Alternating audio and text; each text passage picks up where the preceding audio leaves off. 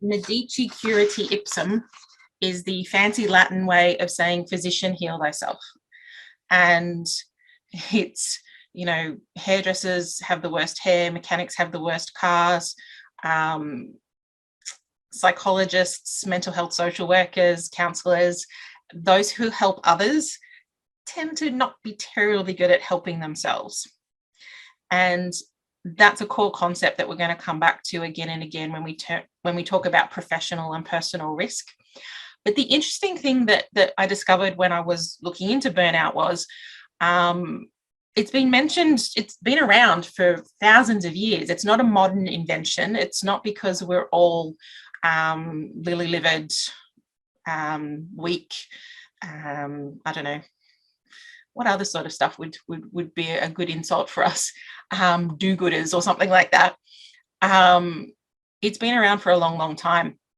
So the ancient Greeks talked about 8 deadly sins. We're familiar with the 7 deadly sins, but the Greeks actually had 8, acedia, which they termed as a condition characterized by exhaustion, decreased empathy, and decreased professional efficacy.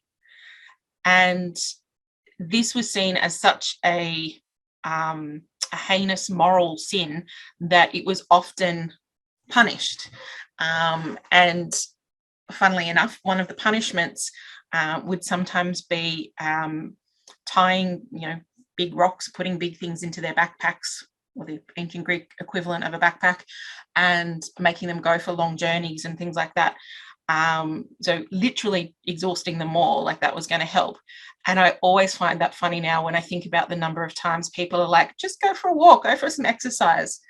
In some ways, we haven't come too far from the idea of punishing acedia as a sin.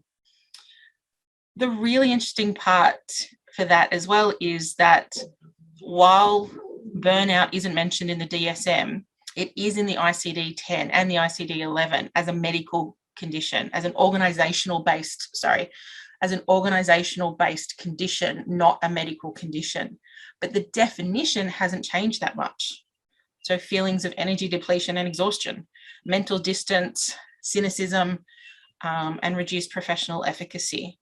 In thousands of years, we're describing the same syndrome. And whenever you see something like that, you have to go, well, life was fairly different back then. And if this phenomena has been around for that long and in that many different circumstances, there's got to be something underpinning it. We don't have a lot in common with those ancient Greeks, but too much work for too long under too much stress created exactly the same syndrome in them as it does in us. There's got to be something to that. The really interesting part as well is they even identified that the ones most at risk from acedia were the ones who previously had been very diligent and caring workers.